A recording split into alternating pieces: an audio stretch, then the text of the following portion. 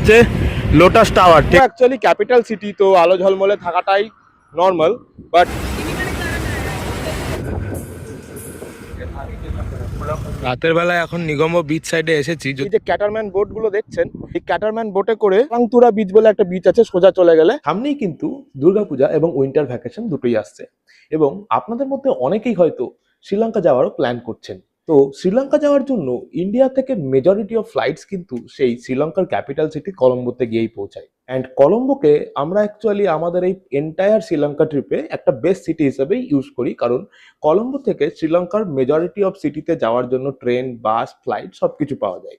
নাও ধরা যাক আপনিও তাদের মধ্যেই একজন যিনি কিনা শ্রীলঙ্কা যাওয়ার প্ল্যান করছেন, এবং আপনার কিন্তু শ্রীলঙ্কাতে পৌঁছে প্রথম সিটি হচ্ছে কলম্বো, যেমন আমার ক্ষেত্রেও সেম ছিল।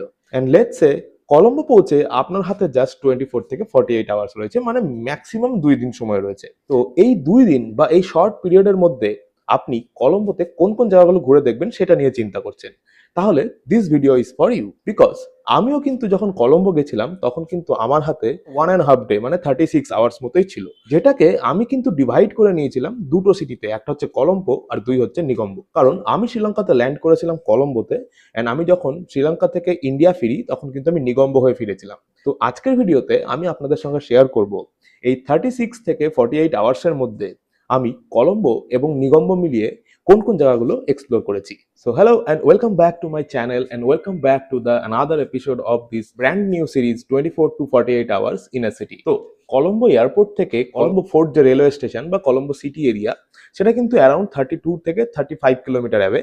ওই মোটামুটি ধরে রাখুন 45 মিনিট থেকে 1 ঘন্টা বা তার একটু বেশি সময় লাগতে পারে আপনার ট্রান্সফারের জন্য।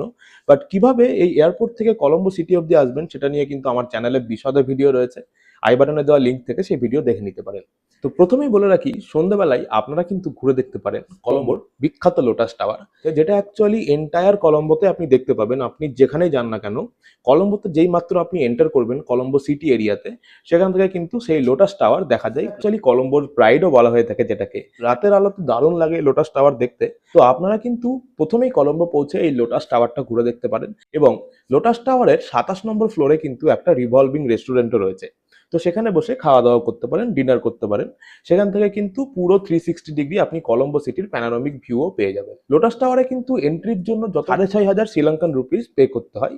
এটা আমি জানুয়ারি 2026 এর হিসাবে বলছি, কারণ আমি সেই সময়ই শ্রীলঙ্কাতে ঘুরতে গিয়েছিলাম। তো নেক্সট যে জায়গাটাই আপনারা যেতে পারেন সেটা হচ্ছে গালে ফেস বিচ বা গালে ফেস গ্রিন। এই জায়গাটা কিন্তু রাতে খুব সুন্দর, খুব হ্যাপেনিং। ইভেন আপনারা ইভিনিংয়েও যেতে পারেন, বাট রাতের বেলা এই জায়গাটা খুব সুন্দর। এখানে কিন্তু একটা বিচ সাইডও রয়েছে, যেখানে অনেক রকমের সি ফুডও পাওয়া যায়। তো আপনারা সেখানেও রোড সাইডে কিছু খাওয়ার ইচ্ছে থাকলে সেখান থেকেও খেয়ে নিতে পারেন। এনিওয়ে, গালে ফেস বিচ এরিয়াতে কিন্তু কিছু ক্যাসিনোও রয়েছে। তো আপনারা যারা ক্যাসিনোতে ঢুকতে পছন্দ করেন বা ক্যাসিনোতে যাওয়ার ইচ্ছা রয়েছে যাদের, তারা কিন্তু শ্রীলঙ্কা পৌঁছে বা কলম্বো পৌঁছে এই ক্যাসিনোর এক্সপিরিয়েন্স নিতে পারেন। আমার ক্ষেত্রে যাওয়া হয়নি, কারণ আমার হাতে সময় খুবই কম ছিল, সীমিত সময়ের জন্য আমি কলম্বোতে ছিলাম।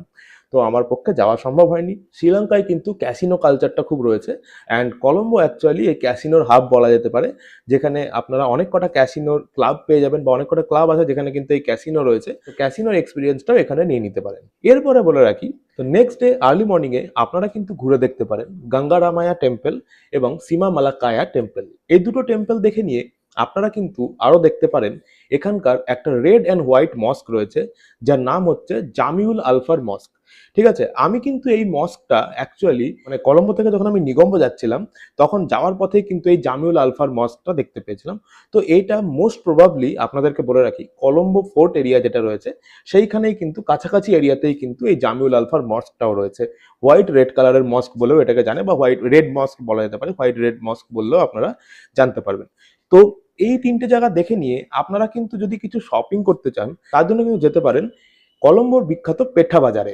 ঠিক আছে, পেঠা মার্কেটে গিয়েও কিন্তু সেখান থেকেও কিছু কেনাকাটা করে নিতে পারেন। কলম্বোতে এই মোটামুটি কিছু জায়গা দেখে নেওয়ার পরে আপনাদের নেক্সট ডেস্টিনেশন হবে নিগম্বো। কারণ কথায় আছে, কলম্বোতে দেখার মতো যে জায়গা রয়েছে সেটা হচ্ছে নিগম্বো। এই কলম্বোর সমস্ত বিচ এরিয়াগুলোই রয়েছে নিগম্বোতে। তো আপনাকে চলে যেতে হবে কলম্বো থেকে নিগম্বো, বাট যাত্রাপথ হবে মোটামুটি 35 কিলোমিটারের।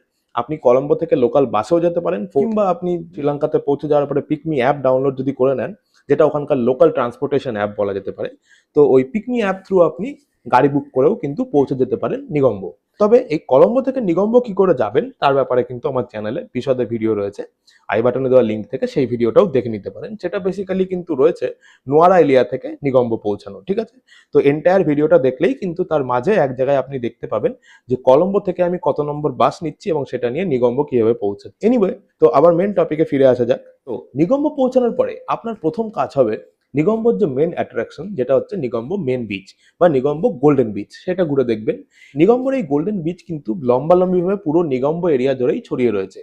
তো এই বিচের কিন্তু বিভিন্ন জায়গায় বিভিন্ন রকমের নাম রয়েছে। নিগম্বো বিচ এরিয়াতে যেটা মেন বিচ, তার পাশে একটু এগিয়ে গিয়ে কিন্তু পেয়ে যাবেন পালাংতুরা বিচ। দুটোই কিন্তু সেম বিচ এরিয়া। গোল্ডেন বিচটাকে মেন বিচ বলে। তো আপনি যে কোনোটা ঘুরে দেখতে পারেন। আমি তো সাজেস্ট করবো নিগম্বো মেন বিচটাই যেতে, কারণ আমি পার্সোনালি নিগম্বো মেন বিচটাই ঘুরে দেখেছিলাম। বাকি এই নিগম্বো মেন বিচে কিন্তু আর্লি মর্নিং এর দিকে ফিশারম্যানরা ফিশিংও করে। তো সেই সময় গেলে কিন্তু আপনারা নিগম্বোর যে ফিশ মার্কেট সেটাও ঘুরে দেখতে পারবেন ওই আর্লি মর্নিং টাইমে। আর একটা জিনিস বলে রাখি, নিগম্বো এই বিচ এরিয়াতে গিয়ে পৌঁছানোর পরে আপনারা কিন্তু কিছু ক্যাটারম্যানের সেলিং বোট টুরও পেয়ে যেতে পারেন, মানে যেগুলো হচ্ছে পালতোলা নৌকো যেটা বলে পাতি বাংলায়, ওর ক্যাটারম্যান বোটগুলোর কিন্তু আপনারা সেলিং টুরও পেয়ে যেতে পারেন। আমার চ্যানেলে যে নিগম্বো বলে যে ভিডিওটা রয়েছে সেখানে কিন্তু ডিটেলসে এই ব্যাপারে আমি বলেছি, কারণ এই সেলিং ট্যুরের জন্য কত টাকা লাগতে পারে। যতদূর আমার মনে পড়ছে 50,000 শ্রীলঙ্কান রুপিস উনি বলেছিলেন সেই টাইমে। তবুও এক্স্যাক্টলি কত কি আছে সেটা দেখার জন্য কিন্তু আই বাটনে কিন্তু ভিডিওর লিঙ্ক অলরেডি দেওয়া রয়েছে, তো আপনারা সেই ভিডিওটাও কিন্তু একবার দেখে নিতে পারেন। বাকি নিগম্বো বিচ এবং ক্যাটারম্যান যে সেলিং ট্যুর, এই দুটো বাদ দিয়ে নিগম্বোতে ঘোরার মতো রয়েছে কিন্তু নিগম্বোর ডাচ পোর্ট। আর আপনি যখন নিগম্বো বাস স্ট্যান্ড থেকে আপনার হস্টেলের দিকে বা হোটেলের দিকে যাবেন নিগম্বোতে, সেই রাস্তায় কিন্তু দেখতে পেয়ে যাবেন সেন্ট মেরি চার্চ বা লিটল রোম যেটাকে বলতে, সেই চার্চটাও কিন্তু দেখতে পেয়ে যাবেন। সেটাও কিন্তু আপনি পায়ে হেঁটে ঘুরে দেখতে পারেন। এছাড়া নিগম্বো কিন্তু নাইট লাইফের জন্য কোনো ভেরি ফেমাস, কারণ নিগম্বোতে প্রচুর ক্লাবস রয়েছে, ক্যাসিনো ওখানেও রয়েছে। এবং আপনারা যারা পার্টি বা ক্লাবিং পছন্দ করেন, নিগম্বো কিন্তু আপনাদের জন্য বেস্ট জায়গা হতে পারে। আর খাবার মধ্যে বলে রাখি, কলম্বো নিগম্বো দু জায়গাতেই কিন্তু আমি সাজেস্ট করবো আপনারা সি ফুড ট্রাই করতে পারেন। সাথে আপনারা কিন্তু কোট্টো রুটি ট্রাই করতে পারেন। ইভেন আমি কিন্তু চিকেন রুটিও ট্রাই করেছিলাম ওখানে গিয়ে, তো সেটাও আপনারা খেয়ে দেখতে পারেন, ঠিক আছে। এই মোটামুটি কিছু জায়গা আমি আমার 36 আওয়ার্স, কারণ আমার হাতেও কিন্তু এক্স্যাক্টলি 36 আওয়ার্স মতোই টাইম ছিল, বা বলতে গেলে 48 আওয়ার্স ম্যাক্সিমাম। তো আমি কিন্তু আমার এই শর্ট টাইমে কলম্বো এবং নিগম্বো মিলিয়ে এই কিছু জায়গায় এক্সপ্লোর করেছিলাম। আবারও আপনাদেরকে সামারাইজ করার জন্য প্রথম থেকে বলে দিই, কলম্বোতে আপনারা যে জায়গাগুলো ঘুরে দেখবেন এগুলো হচ্ছে কলম্বোর লোটাস টাওয়ার, গালে ফেস গ্রিন বা গালে ফেস বিচ যেটা দেখতে পারেন, পেঠা মার্কেট, সাথে কিন্তু আপনারা আর্লি মর্নিং এ দেখতে পারেন যে গঙ্গারামায়া টেম্পল, সীমা মালাক্কায়া টেম্পল, আর সাথে কিন্তু ঘুরে দেখতে পারেন জামিউল আলফার মস্ক। এবং এইগুলো দেখে নিয়ে আপনারা চলে যেতে পারেন নিগম্বো, এবং নিগম্বো পৌঁছে আপনারা কিন্তু ঘুরে দেখতে পারেন নিগম্বো গোল্ডেন বিচ, পালাংতুরা বিচ, যেটা কিন্তু নিগম্বো গোল্ডেন বিচ থেকে কিছুটা এগিয়েই রয়েছে। সাথে কিন্তু আরো দেখতে পারেন নিগম্বোর ডাচ ফোর্ট এবং সেন্ট মেরি চার্চ, বা যাকে বলা হয় থাকে লিটল রোম। আর আর্লি মর্নিং এ কিন্তু ঘুরে দেখতে পারেন নিগম্বোর ফিশ মার্কেট। এই মোটামুটি এই কতগুলো জায়গা আপনারা আপনাদের কলম্বো এবং নিগম্বো ট্রিপে একসাথে কিন্তু কম্বাইন করে ঘুরে দেখতে পারেন। ম্যাক্সিমাম 36 থেকে 48 আওয়ার্সই লাগবে, কারণ আমার ক্ষেত্রেও তাই সময় লেগেছিল। এবার ধরুন এর মধ্যে কিছু বাদ দিতেও পারেন, কিছু অ্যাড অনও করতে পারেন, তবে সেটা আপনাদের উপরেই পুরোটা, ঠিক আছে। বাকি এই ভিডিও মোটামুটি এতটাই রইলো। দেখা হবে আপনাদের সঙ্গে নেক্সট ভিডিওতে, সেখানে আমরা এক্সপ্লোর করব আরো একটা সিটি। এখনকার মতো এতটাই। Thanks for watching and good bye.